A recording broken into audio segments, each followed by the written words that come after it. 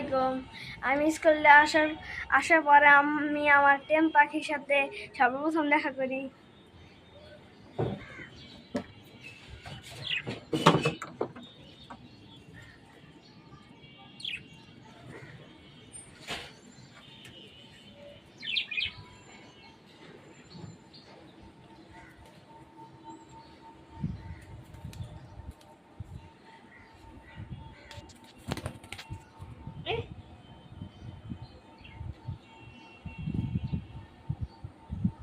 গোসল করছো সকালে বাবু?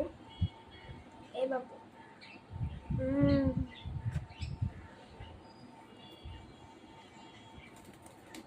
ওরে আমার জামা পুরো হাগু করে দিও না।